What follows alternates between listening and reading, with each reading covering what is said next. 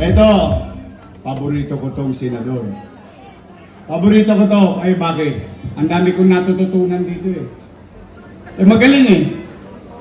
At saka, biruin ninyo, hindi na pinagsasalita, inaagawan na ng mikropono, pinapatayan na ng mikropono, pati ba naman hopya niya, gusto pang tirahin. Ano nangyari sa Kongreso? Pero siya'y nanindigan. Hindi para kumampi kung kani-kanino, kung hindi kumampi siya kung ano ang nasusulat sa batas. Dahil ang batas ang magbibigay ng proteksyon ng pagkakapantay-pantay ng tao.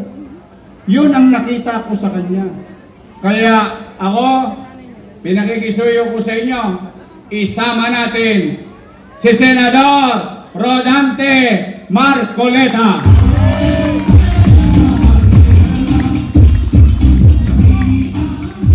Ganda pa na numero nito, no? Revolver.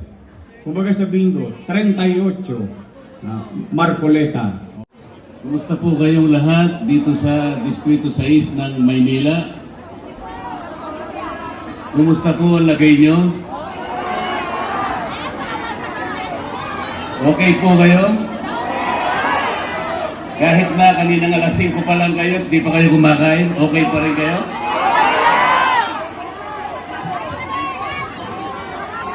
Kasi po, kaya ako tinatanong sapagkat napakarami pong problema ng ating bansa ngayon eh. Kung kayo'y okay, i-congratulate ko kayo sapagkat napakataas po ng presyo ng bilihin ngayon. Tama po. Napakamura po ba ng presyo ng bigas ngayon?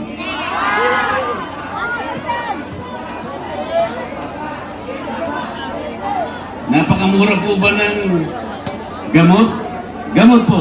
Murang-mura, di ba? Yung pang-ospital, murang-mura din, hindi po ba? Ibig niyo po sabihin, ang buhay natin ngayon ay hindi masyadong maginhawa.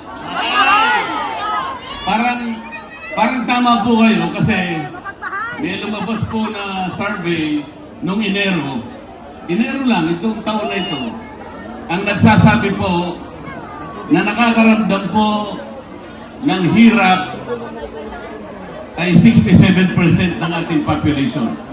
E sa bilang po natin ngayon na halos 118 o 119 million Pilipinos, kung ang magsasabi po na sa kanilang pakiramdam ay mahirap sila, 67%, talaga po may problema.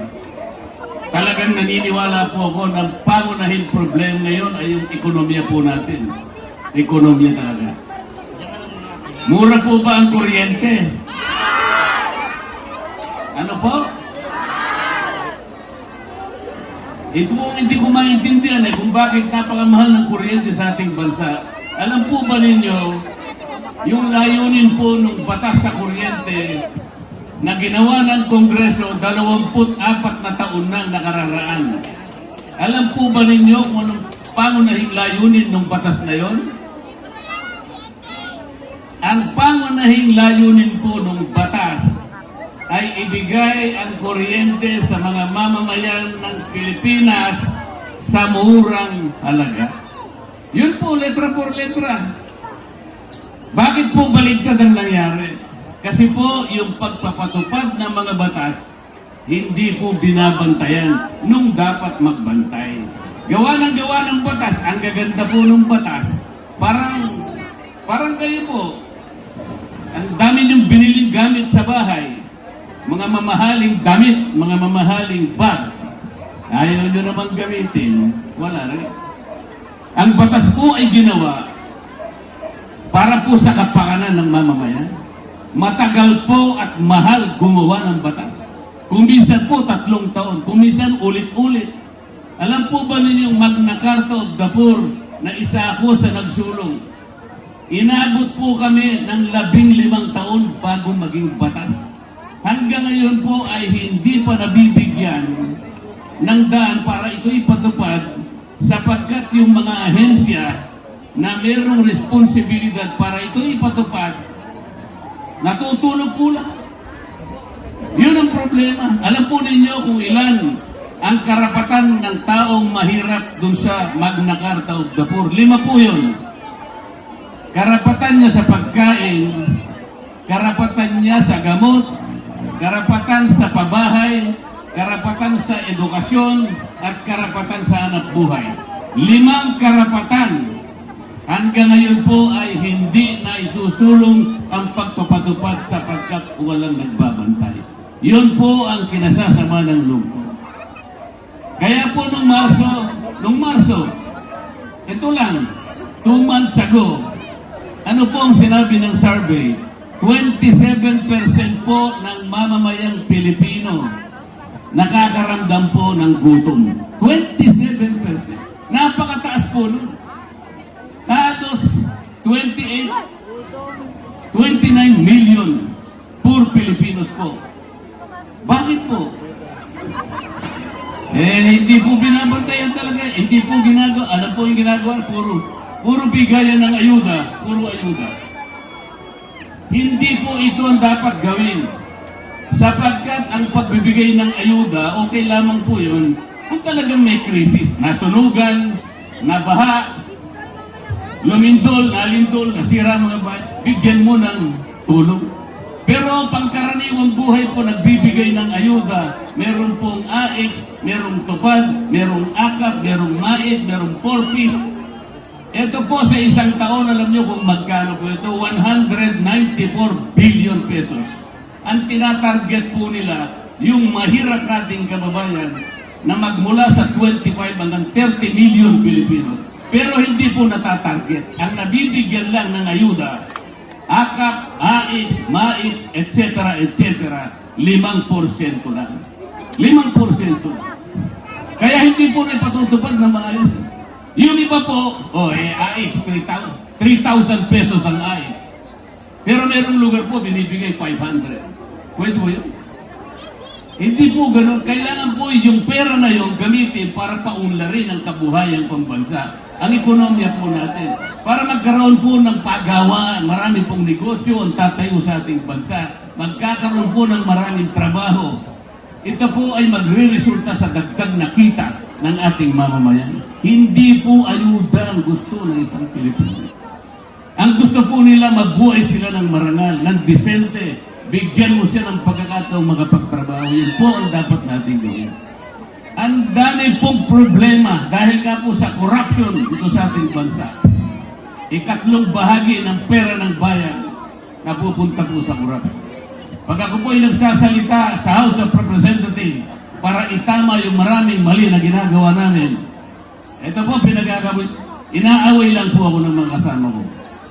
Ayaw po nilang makipagdebate ng sabayan. Wala po silang katwiran na masasabi kapag kami po ay nagdidebate. Ang gagawin lang po nila, manggugulo. Kaya ayaw ko na po sa kanila. Kaya po umarap dito para sumama sa adhikain natin. Ayusin po natin ang maraming mali sa ating bansa. Salamat po kay Mayor Isko Moreno at sa kanyang team na nandito po ngayon. Sa Vice Mayor na po na si Chia Tienza.